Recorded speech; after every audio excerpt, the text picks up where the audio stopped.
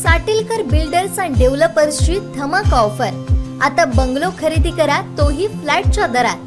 कणकवली शहरालगत अवघ्या काही मिनिटांच्या अंतरावर उमरट इथं फ्लॅटच्या दरात तयार बंगलो, रस्ता पार्किंगची सुविधा, कंपाऊंड, 24 तास पाणी, समोर गार्डन, निसर्गरम्य वातावरण। आपल्या घरापासून शाळा, दवाखाना, मुंबई गोवा महामार्ग, बाजारपेठ अगदी हाकेच्या अंतरावर। आपलं हक्काचं घर आजच खरेदी करा। अधिक माहितीसाठी संपर्क साटिलकर बिल्डर्स अँड डेव्हलपर्स 9420 73 94 18 आणि 8605 74 10 30।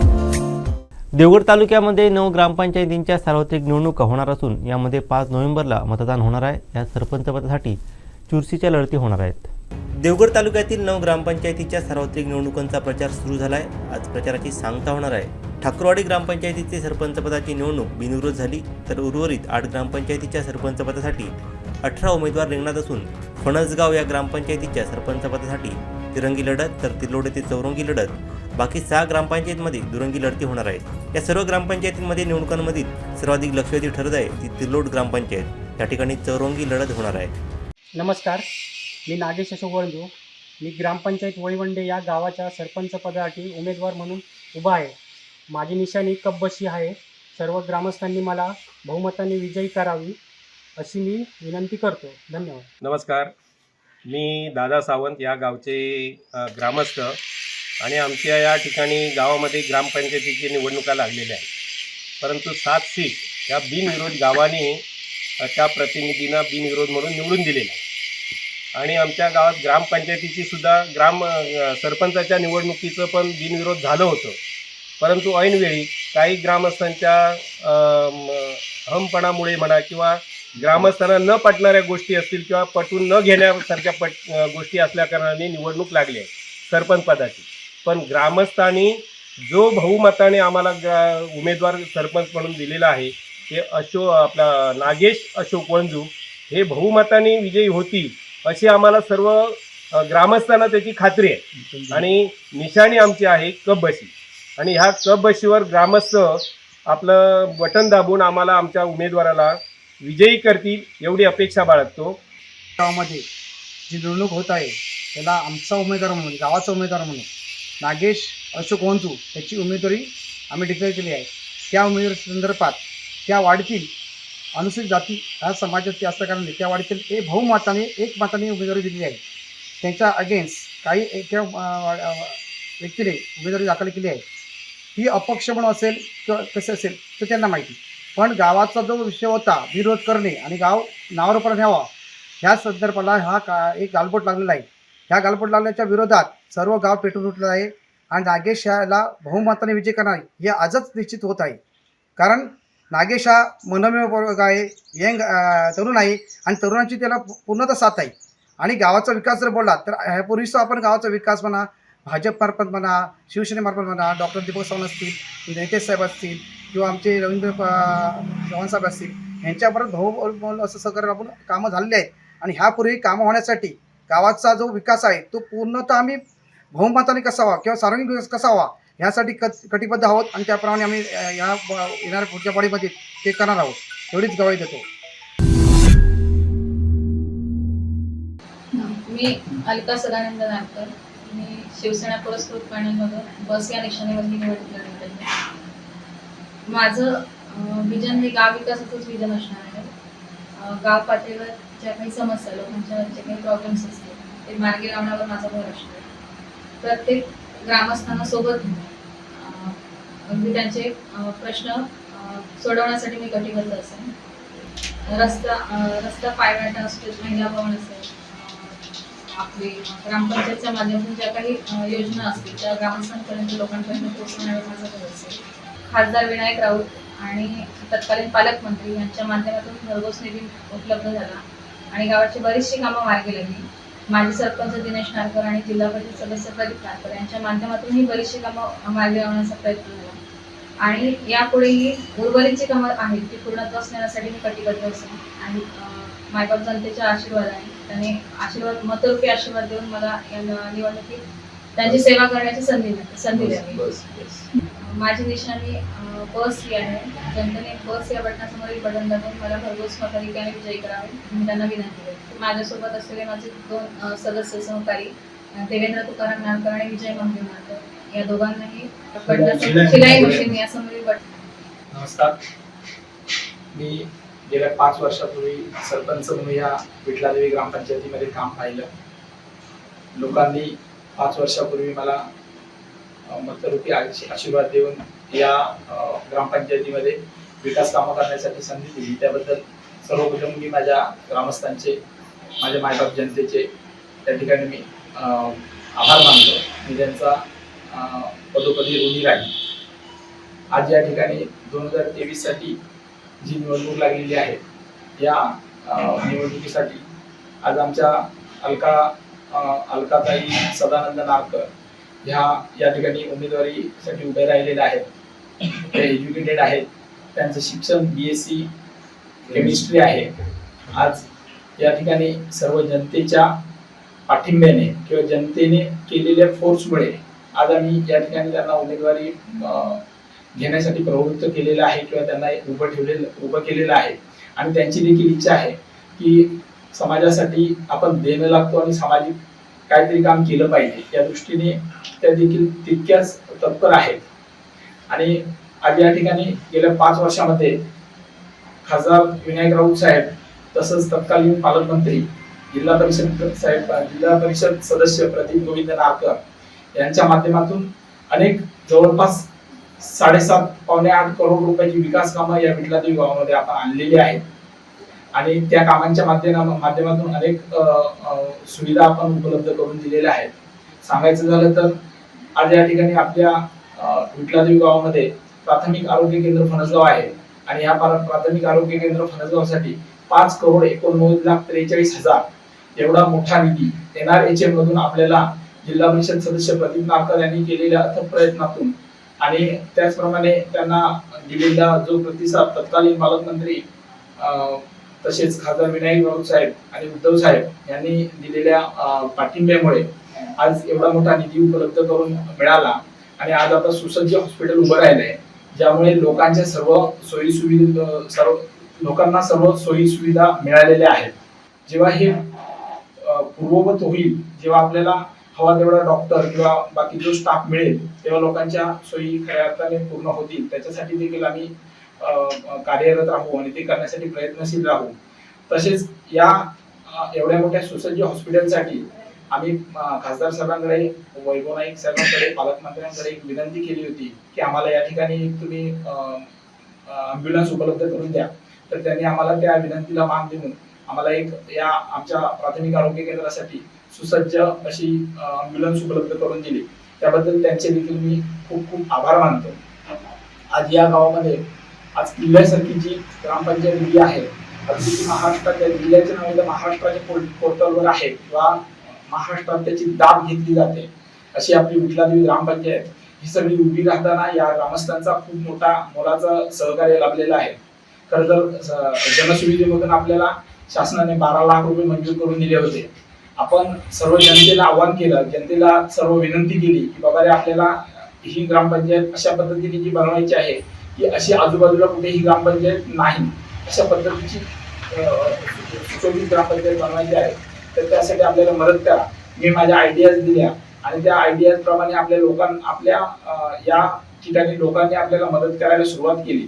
आणि जवळपास 12 लाख रुपयाची ह्या निधीची ही इमारत 20 ते 21 लाख रुपये खर्च करून आपण एवढी सुंदर इमारत बांधली. आज या इमारतीमध्ये आपण 370 स्क्वेअर फीट बांधकाम एक्स्ट्रा केलंय आणि हे करताना देखील आपण रितसर परमिशन घेऊन केलंय. आणि हे सगळं बांधकाम केल्यानंतर जेव्हा आम्ही उद्घाटनासाठी आपले कलेक्टर साहेब आणि CO मॅडमकडे गेलो, तेव्हा CO मॅडमनी कलेक्टर मॅडम आणि CO साहेब यांनी खरंच आपल्याला आपली दाद दिली.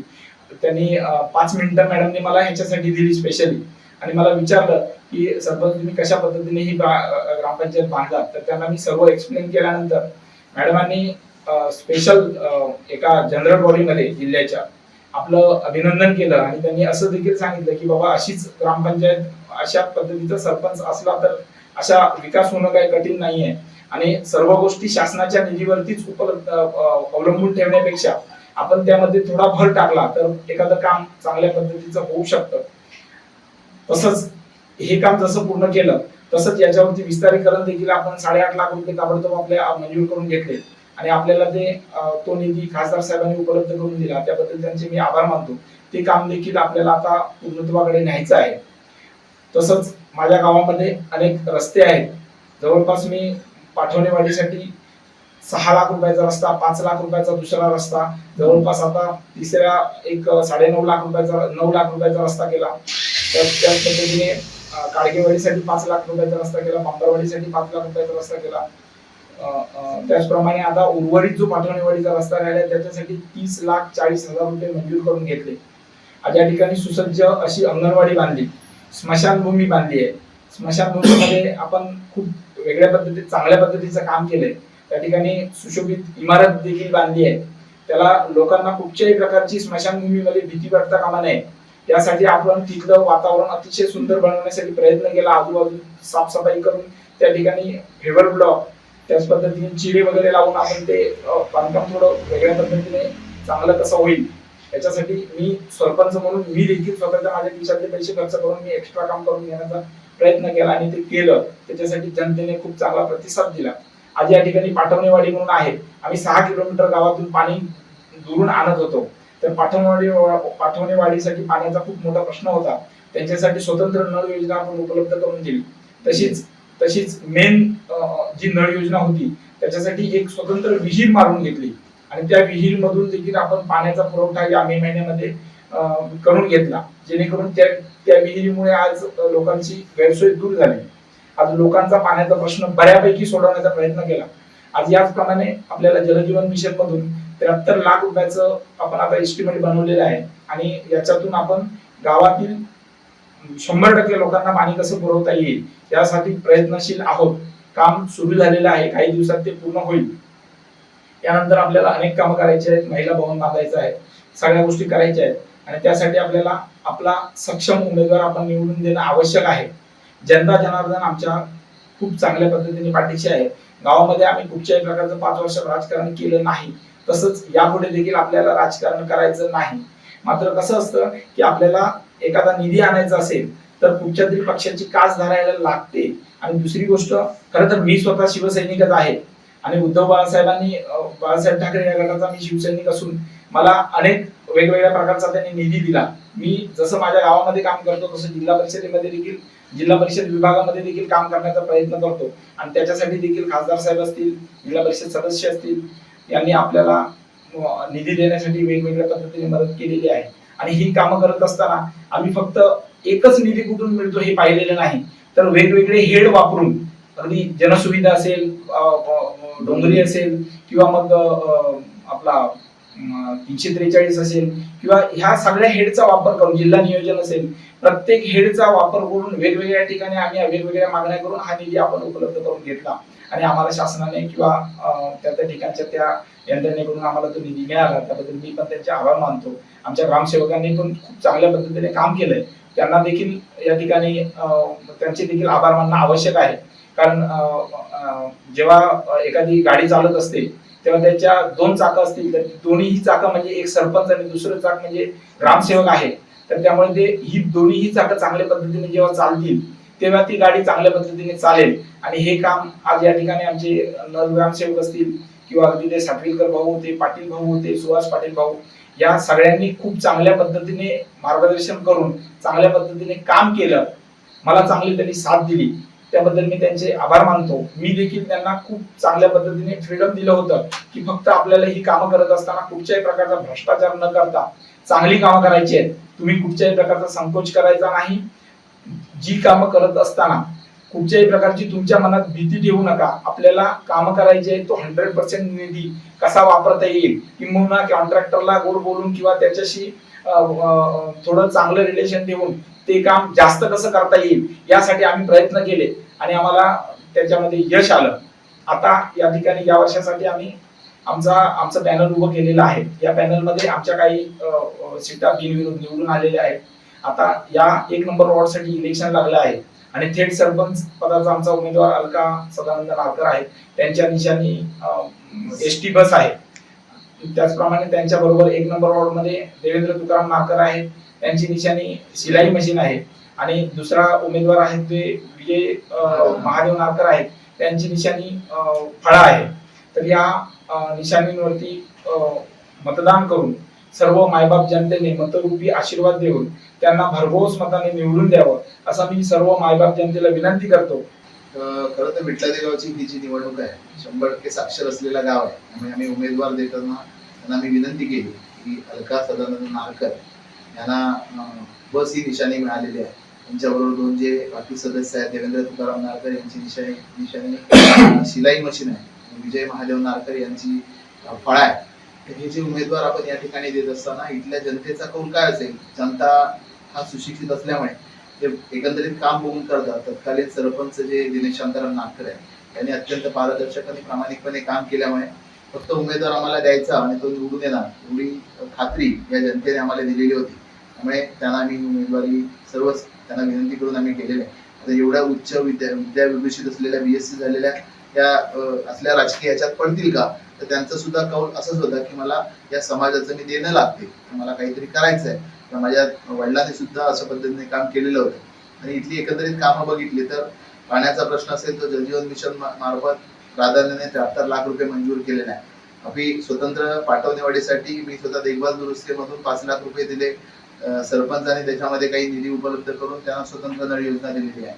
आणि यापूर्वीची जी नळ योजना होती ती नादुरुस्त होती. त्याच्यासाठी जलजीवन मिशन म्हणून हा निधी आता आपल्याला आलेला आहे. 2 विहिरी खरं तर आपल्याला आहे जवळपास 5-6 किलोमीटर इकडून ही नळ योजना 8 लाईन मध्ये ही विभागलेली आहे. त्यामुळे थोडं लांब होत होतं. आता चांगला निधी आलेला आहे, सगळी योजना होईल.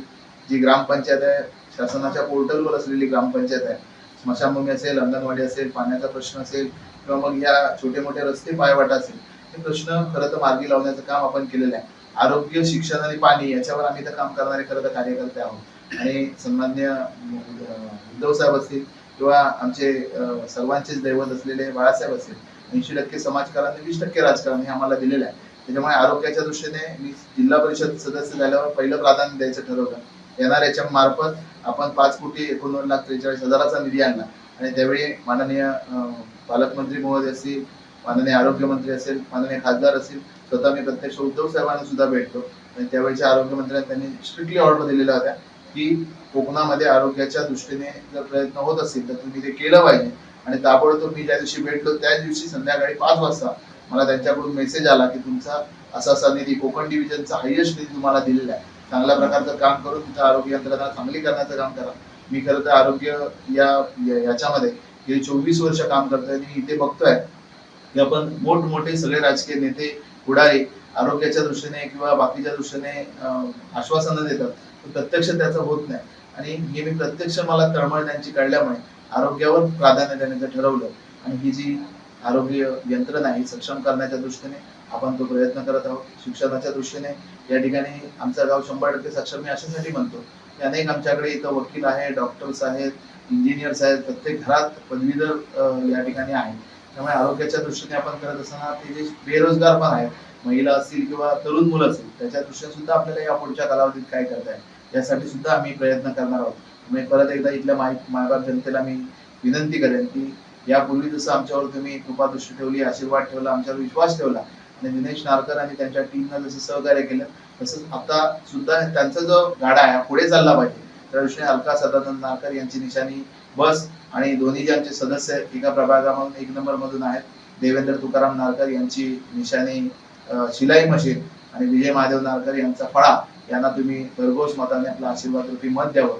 आणि हा जो गाडा आहे, हा जो रथ आहे, हा जो विकास आहे, हा विकास शाश्वत विकास करण्यासाठी आम्हाला परत एकदा संधी द्यावी अशी या निमित्ताने मी आपल्या समवेत किंवा आपल्या सर्वांच्या याने मी विनंती करतो आणि थांबतो. जय हिंद, जय महाराष्ट्र, जय कोकण. धन्यवाद. नमस्कार, माझं नाव स्वाती सत्यवान सावंत. मी ग्रामपंचायत निवडणूक 2023 या निवडणुकीमध्ये वॉर्ड क्रमांक 3 मधून सर्वसाधारण गटामधून मी फॉर्म भरलेला आहे. प्रथम माझी मी तुम्हाला ओळख करून देते. माझं पूर्वाश्रमीचं नाव स्वाती नागेश कदम, आत्ताचं नाव स्वाती सत्यवान सावंत. या माझ्या सासूबाई आहेत आमच्या मोहिनी सावंत. 22 वर्ष झाली मला तिर्लोट गावामध्ये येऊन. तिर्लोट गावाची प्रगती बघता खूप संतपणे प्रगती याची आमच्या गावची होत आली आहे. इच्छा खूप होती गावी येऊन प्रगतीत भाग घ्यायचा, त्याच्यात काहीतरी पुढाकार घ्यायचा, पण माझे मिस्टर सत्यवान मोहन सावंत यांनी वयाची 27 वर्ष केंद्रीय राखीव पोलीस दलामध्ये नोकरी केली, देशसेवा केली. ते नोकरी करत असताना मला मुलांना मुंबईला घेऊन त्यांच्या शिक्षणासाठी मुंबईला घेऊन जाणं भाग होता, म्हणून तेवढंसं मला वेळ देता आला नाही. पण आता मागील 2 वर्षांमध्ये त्यांनी रिटायरमेंट घेतली आहे केंद्रीय राखीव पोलीस दलामधून, आणि आता तिर्लोट या गावी त्यांच्या लहान भाऊ श्री प्रवीण मोहन सावंत, जे आपल्या तिर्लोट ग्रामपंचायतीमध्ये 2 टर्म सदस्य म्हणून कार्यरत आहेत, समाजसेवा करत आहेत तिर्लोटमध्ये. एक विषय असा आहे की आता वेळ आहे, मुलं मोठी झाली आहेत, मिस्टरांनी रिटायरमेंट घेतली आहे, त्यांनी देशसेवा केली, वडिलांनी माझ्या 30-35 वर्ष शिवसेनेमध्ये शिवसैनिक म्हणून काम केलं. माझे आजी आजोबा म्हणजे माझं मूळ गाव मुक्काम पोस्ट बारसू राजापूर, माझी आजी सुलोचना कदम, माझे आजोबा केशव भाऊराव कदम हे 1947च्या स्वातंत्र्य लढ्यामध्ये त्यांना स्वातंत्र्य सैनिक म्हणून तेव्हाचे मुख्यमंत्री वसंतराव नाईकजी यांनी ताम्रपट, सन्मानचित्र आणि एक घर कांदिवलीला त्यांचा सत्कार म्हणून त्यांना प्रदान केलं होतं. त्यांची मी नात स्वाती नागेश कदम आणि आता जी स्वाती सत्यवान सावंत. तिर्लोट गावामधली जी आम्ही प्रगती बघतोय, गेली मी 22 वर्ष या गावची सून आहे, या गावची मी प्रगती बघते. म्हणजे माझ्या समोरचा रस्ता पण त्यांनी 22 वर्षामध्ये कधी रिपेअर केलेला मी बघितला नाही, किंवा खड्डे बुजवलेले मी बघितलेले नाहीत, किंवा ज्या महिलांसाठी योजना आल्या आहेत, ज्या मुलींसाठी योजना आल्या आहेत, किंवा ज्या ज्येष्ठ नागरिकांसाठी योजना आल्या आहेत, जे अपंगांसाठी योजना आल्या आहेत, त्या योजना गाव पातळीवर, ग्रामपंचायत पातळीवर इथल्या लोकांपर्यंत ज्या मनाने पोचायला पाहिजे होत्या त्या पोचलेल्या मला दिसल्या नाहीत. आता माझे दीर, जे त्यांचं नाव प्रवीण मोहन सावंत, गेले 2 टर्म ग्रामपंचायतमध्ये सदस्य म्हणून कार्यरत आहेत. माझी जाऊ, छोटी जाऊ प्रिया प्रवीण सावंत, ह्यासुद्धा 1 टर्म ग्रामपंचायतीमध्ये सदस्य म्हणून कार्यरत होत्या. माझ्या सासूबाई मोहिनी मोहन सावंत या सध्या आपल्या जे सोसायटीचं कमिटी आहे त्याच्यामध्ये आता 82व्या वर्षी त्या सदस्य आहेत. म्हणजे सांगायचं तात्पर्य असं की आमचं जे कुटुंब आहे, सावंत कुटुंब, यांनी तन मन धनाने तिर्लोट गावची सेवा केलेली आहे. आणि काय असतं, ज्या वेळेला आपल्या हातामध्ये एखादी पावर असते, एखादं पद असतं, त्या पदाचा वापर करून गावामध्ये सुखसोयी कशा आणता येतील, गावामध्ये योजना कशा आणता येतील, त्या योजनांचा महिला सक्षमीकरणासाठी, त्याच्यानंतर महिला सबलीकरणासाठी, किंवा 10वी-12वी पास झालेल्या मुलींसाठी त्याचा उपयोग कसा करता येईल ह्याचा प्रयत्न करणं आजच्या घडीला खूप महत्त्वाचं आहे. कारण की पूर्वी जसं 7वी पास झालं किंवा 10वी पास झालं आणि शाळा सोडून दिली आणि 18 वर्षे पूर्ण झाली की गावी मुलींची लग्न करून द्यायचे आईवडील. आता तो जमाना गेला आहे, आता हायटेक जमाना आला आहे. ज्याप्रमाणे मुंबईला मुली 15वी शिक्षण करून, त्याच्यानंतर पोस्ट ग्रॅज्युएशन करून, त्याच्यानंतर वेगवेगळे कोर्सेस करून स्वतःच्या पायावर उभ्या राहून वयाच्या 30व्या-32व्या वर्षी लग्न करतात, स्वतःचं लाईफ सेटल करतात, स्वतःची घरं घेतात, नोकरी सांभाळतात, आईवडिलांना सांभाळतात.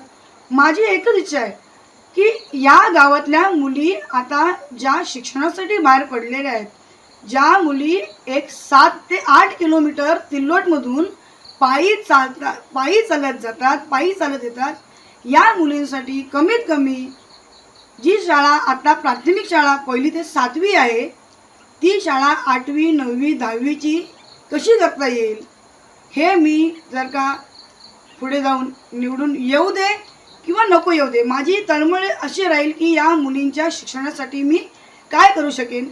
त्या मुलींच्या शिक्षणासाठी मला शासनाकडून जी काही मदत आणायला लागेल ती मी सर्वतोपरी प्रयत्न करीन आणि जास्तीत जास्त भर असा देईन की गावातल्या सुशिक्षित महिला, सुशिक्षित मुली यांना स्वतःच्या पायावर उभं राहण्याकरता जो काही त्यांना मदत लागेल, आर्थिक मदत लागेल, मानसिक मदत लागेल, ही पूर्ण त्यांना करायचा मी प्रयत्न करणार आहे. मुख्यमंत्री रोजगार निर्मिती योजनेमधून जर का मला गावातल्या सुशिक्षित महिला मुलींसाठी रोजगार निर्मिती करण्यासाठी जर का काही मुली पुढे आल्या, महिला पुढे आल्या आणि त्यांनी जर का मागणी केली तर 100% मी त्यांना मुख्यमंत्री रोजगार निर्मिती योजनेमधून रोजगार उपलब्ध करून द्यायचा तनमन धनाने प्रयत्न करीन. आमच्या तिल्लोड गावामध्ये तुम्ही आता स्वतः येताना बघितलं असेल, इथे लाईट नाही आहेत रस्त्याला, पाण्याचे प्रॉब्लेम आहेत. पिण्याचं पाणी जे नळ योजनेने पुरवलं जातं ते 3-3, 4-4, कधी 1-1, 2-2 महिना पण उपलब्ध नसतं. लाईट, सोलारचे लाईट लावलेत, ते पेटतच नव्हते, ते काढून टाकलेत. आता दुसरे लाईट लावलेत, तेही पेटत नाही आहेत. म्हणजे घरपट्टी भरल्यानंतर तिल्लोड गावामधील लोकसंख्या जर का तुम्ही बघायला गेला तर 2000 लोकसंख्या आहे.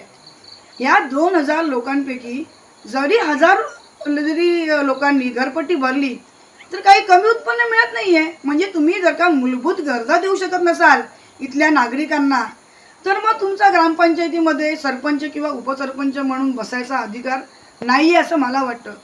आता ग्रामपंचायतीची निवडणूक लागलेली आहे.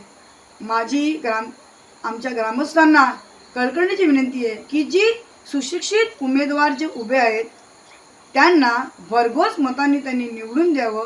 त्यांना नवीन चेहऱ्यांना त्यांनी एक संधी द्यावी की ज्या गोष्टी गावात होत नाही आहेत त्या घडवून आणायच्या, बदल घडवून आणायचा, परिवर्तन घडवून आणायचा. आम्ही 100 नाही 200% प्रयत्न करू, पण आम्हाला ग्रामस्थांनी संधी देणं खूप गरजेचं आहे. मी थोडक्यात माझी माहिती सांगते तुम्हाला. मी TY BCom पर्यंत शिकले मुंबईला. शिकता कुबेर फायनान्समध्ये 3 वर्ष मी अकाउंट्स डिपार्टमेंटला बॅलन्स शीट सांभाळायचं काम केलं. त्याच्यानंतर स्प्रिंग इंडिया कंपनीमध्ये लेथ मशीन होती तिथे, ती ऑपरेट करायचे. त्याच्यानंतर टूर्स अँड ट्रॅव्हल्स कंपनीमध्ये तिकीट बुकिंगचं काम केलं. म्हणजे शिक्षण करता नोकरी करता आईवडिलांना हातभार लावायचं काम केलं. आता परिस्थिती अशी आहे की एक एज बार झाल्यानंतर तुम्ही सध्या जे प्रकरण आता गाजतंय महाराष्ट्रामध्ये, मराठा आरक्षण, आम्ही 96 कोळी मराठा. मी सुद्धा पोलीस भरतीला गेले होते, पण 2 इंच हाईट कमी पडली म्हणून मला त्यावेळेला भरतीतून बाहेर काढण्यात आलं. हे जे आरक्षणाचं जे काही भिजत घोंगडं ठेवलं आहे सरकारने ते लवकरात लवकर सोडवावं. आणि कुणबी OBC समाजामधून जर का आम्हाला सर्टिफिकेट देण्यात आलं तर आत्ताच्या निवडणुकीमध्ये सुद्धा आम्ही जर का निवडून आलो तर आम्हाला सुद्धा सरपंच किंवा उपसरपंच म्हणून बसायचा पण चान्स आम्हाला सरकार देऊ शकतं. आहे आमच्यामध्ये, तेवढी कॅपॅसिटी आहे आमच्यामध्ये. सांगायचं तात्पर्य असं की सुशिक्षित जे उमेदवार आता उभे आहेत निवडणुकीमध्ये त्यांना तुम्ही जास्तीत जास्त सपोर्ट करा. कुठल्याही प्रलोभनाला बळी न पडता, कुठल्याही आमिषाला बळी न पडता आपल्या तिर्लोड गावचा विकास कसा होईल, आपल्या तिर्लोड गावातील शाळा ज्या 1ली ते 7वी आहेत त्याचे पुढील वर्ग इथे कसे वाढवता येतील. त्याच्यानंतर जे मुलं 11वी 12वीची मुलं जी पडेलला चालत येतात उन्हातानातून पावसा पाण्यातून, त्यांच्यासाठी बस सेवा कशी उपलब्ध करून देता येईल. आणि जे प्राथमिक उपचार केंद्र जे फक्त गुरुवारी चालू असतं लसीकरणासाठी, ते सोमवार ते शनिवार या दिवसांमध्ये 2 तास तरी उपलब्ध करून देण्यासाठी आम्ही प्रयत्नशील राहू. त्याच्यानंतर एक शाळा तुम्ही आमची पाहिली असाल तिर्लोड गावामध्ये. आमची जी शाळा आहे ती मला वाटतं कमीत कमी एक 60-70 वर्ष झाली असतील शाळेला आमच्या. त्या शाळेचं नूतनीकरण करणं खूप गरजेचं आहे. आज जर का तुम्ही मुंबईच्या शाळांमध्ये बघितलात तर कम्प्युटर लॅब असतात, सायन्सच्या लॅब असतात. तशा प्रकारच्या आमच्याकडे मुलांना सुविधा उपलब्ध करून दिलेल्याच नाही आहेत. अशा प्रकारच्या सुविधा उपलब्ध करून देणं, मुलांना चांगली पुस्तकं उपलब्ध करून देणं लायब्ररीच्या मार्फत. त्याच्यानंतर कम्प्युटर कमीत कमी 2 ते 4 कम्प्युटर लॅब, म्हणजे कम्प्युटर लॅब उपलब्ध करून देणं, त्याच्यामध्ये 2 ते 4 कम्प्युटर असणं जरुरी आहे. त्याच्यानंतर ज्या मुली 10वीच्या नंतर ज्यांना शिकायची म्हणजे परिस्थिती नाही आहे किंवा शिकू शकत नाही आहे अशा मुलींना काहीतरी असं प्रशिक्षण देणं सरकारतर्फे, जसे शिवण क्लास आहेत, ब्युटी पार्लरचे क्लास आहेत, फॅशन डिझायनिंग आहे, अशा प्रकारचे कोर्सेस त्यांना 9वी 10वी पासून सुरू करून देणं हे खूप गरजेचं आहे. त्या मुली स्वतःच्या पायावर उभं राहतील, स्वतःचं पोट भरतील, आपल्या कुटुंबाचं पोट भरतील. खूप असे विषय आहेत की तुम्हाला ते सांगायचा आम्ही प्रयत्न करू, पण वेळेअभावी तुम्हाला सांगू शकत नाही. मी एवढीच तिलोड गावातल्या लोकांना विनंती करीन की आज 15 ते 16 वर्ष मी मुंबईला भारतीय जनता पार्टीचं खूप चांगल्या प्रकारे काम केलं. एक कार्यकर्ता, त्याच्यानंतर मंडळ अध्यक्ष, त्याच्यानंतर भारतीय जनता पार्टी महिला मोर्चाची जिल्हा सेक्रेटरी, अशी चांगली पदं भूषविली आम्ही. एक संधी तिल्लोडच्या ग्रामस्थांनी आम्हाला द्यावी आणि माझी निशाणी आहे टोपली. या टोपलीसमोरचं बटन दाबून माझा वार्ड क्रमांक आहे 3 म्हणजे भाकरवाडी, त्याच्यानंतर बाईतवाडी आणि देऊळवाडी, या तिन्ही प्रभागामधल्या सर्व ग्रामस्थांना मी विनंती करते की प्रभाग क्रमांक 3 मधून मी स्वाती सत्यवान सावंत अपक्ष म्हणून उभी आहे. माझी निशाणी आहे टोपली. मला एक संधी द्याल तुम्ही अशी मी आशा करते आणि संधी दिल्यानंतर जेवढ्या पण योजना मला सरकारकडून आणता येतील, गावचा विकास करता येईल, तेवढा मी तळमळीने प्रयत्न करीन अशी मी त्यांना ग्वाही देते. धन्यवाद. आता आपण आहोत वळिवंडे ग्रामपंचायतीच्या या ठिकाणी. वळिवंडे गावात सध्या देवगड तालुक्यात ग्रामपंचायतीची रणधुमाळी सुरू आहे. त्या रणधुमाळीच्या या ठिकाणी आता आपल्यासमोर येथील वळिवंडे गावातील जे काय सरपंच पदाचे उमेदवार आहेत त्यांच्याशी आपण त्यांच्याकडून जाणून घेऊया की त्यांचं विकासाचं विजन काय आहे. आता या ठिकाणी आपण सांगा की कशा प्रकारे तुमच्या या वळिवंडे गावात सुधारणा पाहिजे आणि तुमचं विकासाचं विजन काय आहे. सर्वप्रथम मी माझ्या गावातल्या बंधू भगिनींना नमस्कार. मी जिल्हा परिषदमध्ये 34 वर्षे सेवा केलेली आहे. त्या 34 वर्षाचा माझा अनुभव आहे की कुठल्याही डिपार्टमेंटला मला जायला सांगा, जिल्हा परिषद बांधकाम असून देत, जिल्हा परिषद असून दे, पंचायत समिती असून देत, कुठलंही मी संपूर्ण आरोग्य डिपार्टमेंट, पशु डिपार्टमेंट, बांधकाम, जिल्हा परिषद ह्या ठिकाणी मी संपूर्ण जिल्हा परिषद मी काम केलेलं आहे. मला संपूर्ण जिल्हा परिषदचा अनुभव आहे. कुठलंही माझ्या गावाचं काम असेल, कुठंही जायचं असेल, त्या ठिकाणी मी जाऊ शकतो आणि माझ्या गावाचा विकास करू शकतो. आज माझ्या गावामध्ये पाण्याचा प्रश्न आहे, समजा रस्त्याचा प्रश्न आहे, आरोग्याचा प्रश्न आहे आणि बहुतेक बहुसंख्येने प्रश्न आहेत. ते प्रश्न आदळण्यासाठी मी आज या ठिकाणी अपक्ष म्हणून उमेदवार उभा आहे. जर गावाने मला साथ दिली तर जे अडीअडचणी गावाची असेल ती सोडवण्यासाठी मी बहुसंख्येने प्रयत्न करणार आहे. फक्त मलाची गावाची साथ पाहिजे. जर गावाने साथ दिली तर मी सगळं काही करायला तयार आहे.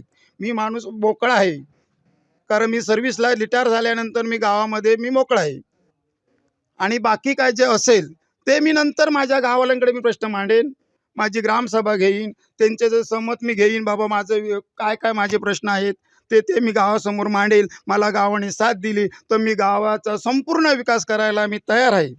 आणि माझी रिक्षा ही निशाणी आहे. रिक्षा या निशाणीकडे बटन दाबून मला बहुमताने विजयी करा ही माझ्या गावातील सर्व बंधू भगिनींना आवाहन करीत आहे.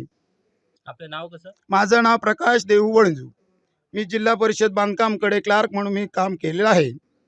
तर आता आपण पाहिलात की या ठिकाणी प्रकाश वळंजू हे या ठिकाणी सरपंच पदाचे उमेदवार वळिवंडे गावातून उभे राहिलेले आहेत. तर त्यांच्याशी आपण जाणून घेतली की या गावच्या विकासासंदर्भात त्यांचं काय विजन आहे. त्या संदर्भात नागेश दुखंडे, कोकणसाद लाईव्ह, देवगड. आमचे दिवसभरातले सर्व अपडेट्स, ताज्या घडामोडी आणि थेट लाईव्ह पाहण्यासाठी सबस्क्राईब करा, लाईक करा कोकणचं नंबर 1 महा चॅनल कोकणसाद लाईव्हचं YouTube चॅनल.